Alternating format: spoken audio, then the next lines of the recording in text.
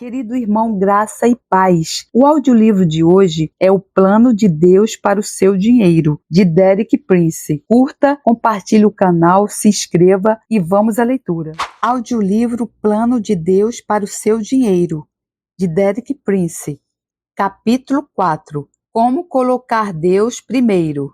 Já percebemos que Deus quer que reconheçamos o nosso dinheiro como algo santo. É um erro pensar que o dinheiro é algo impuro ou maligno.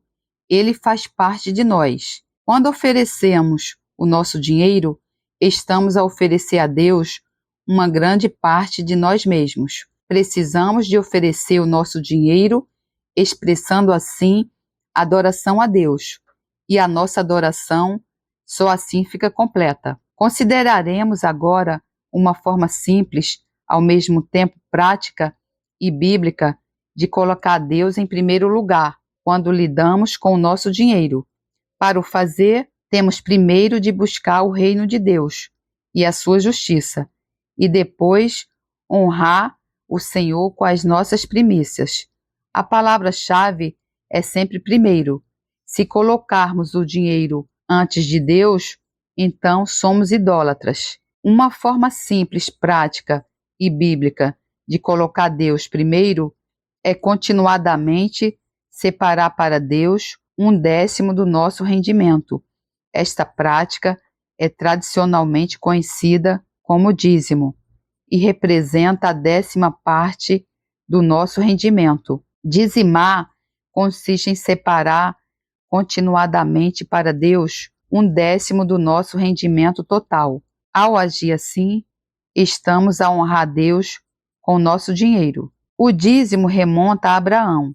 Alguns cristãos pensam que o dízimo foi pela primeira vez instituído com a lei de Moisés, mas isso é incorreto. Dizimar é pelo menos 400 anos mais antigo do que a lei. Gênesis 14, 12 e 17 registra que Abraão tinha acabado de ganhar uma batalha sobre certos reis, e que ao ganhar esta batalha, ele amontoou uma grande quantidade de bens. Nos versículos seguintes, 18 e 20, está escrito: E Melquisedeque, rei de Salém, trouxe pão e vinho, e este era sacerdote do Deus Altíssimo, e abençoou e disse: Bendito seja Abraão do Deus Altíssimo, o possuidor dos céus e da terra, e bendito seja o Deus Altíssimo, que entregou os teus inimigos nas tuas mãos,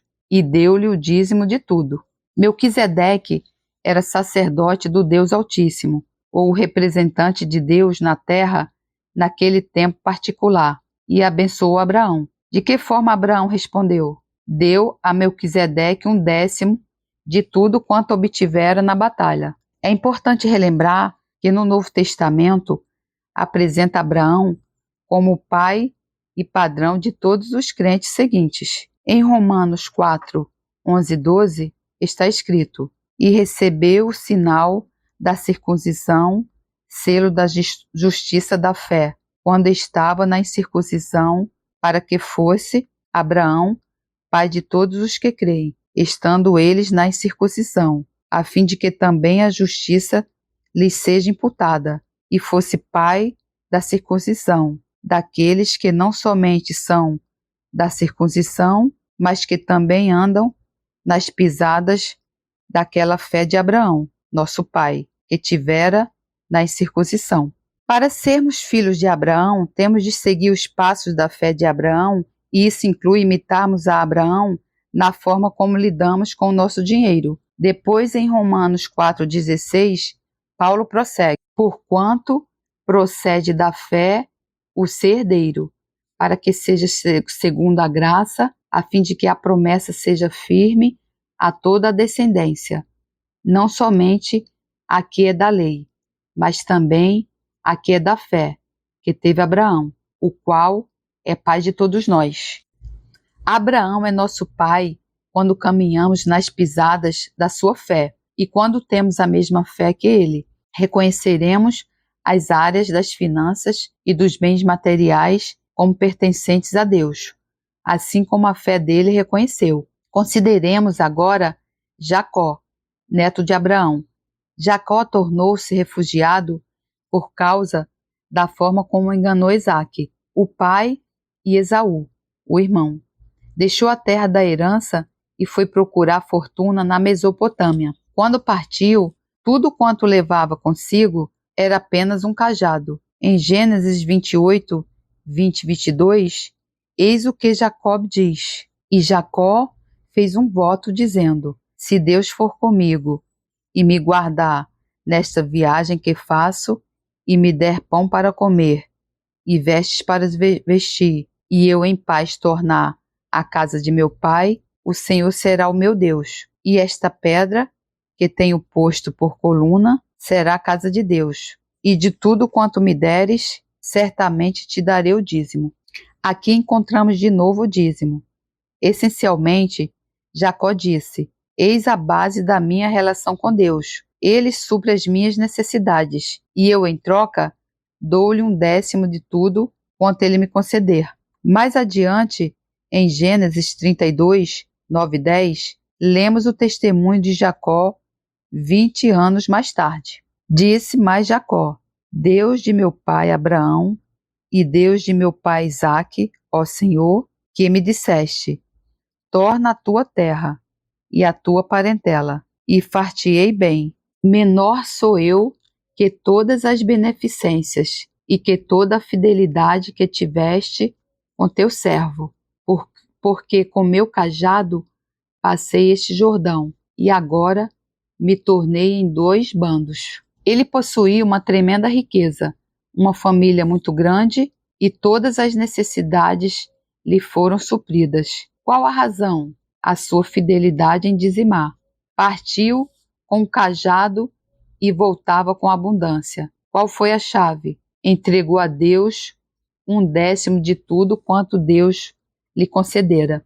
À medida que examinamos o dízimo entre o povo de Deus, no Antigo Testamento, descobrimos que na lei de Moisés, o dízimo pertencia a Deus. Não havia dúvidas quanto a isso. Em Levítico 27, 30 e 32, lê-se: também todas as dízimas do campo, da semente do campo, do fruto das árvores são do Senhor. Santas são ao Senhor. Note-se que o dízimo é santo. No tocante a todas as dízimas de vacas e ovelhas, de tudo o que passar debaixo da vara, o dízimo será santo ao Senhor. Todo o dízimo é santo ao Senhor. Em Deuteronômio 14, 22, Deus diz: certamente darás os dízimos de toda a novidade da tua semente, que cada ano se recolher do campo. Darás o dízimo. Isso é dizimar. Muitos cristãos não têm consciência disto, mas no Novo Testamento, o dízimo reaparece no sacerdócio de Jesus. Em Hebreus 6, 9 e 20, fala do sacerdócio no interior do véu e diz-nos: a qual temos como âncora da alma segura e firme, e que penetra até o interior do véu, onde Jesus, nosso precursor, entrou por nós, feito eternamente sumo sacerdote, segundo a ordem de Melquisedeque. Então, Jesus é o nosso sumo sacerdote da ordem de Melquisedeque.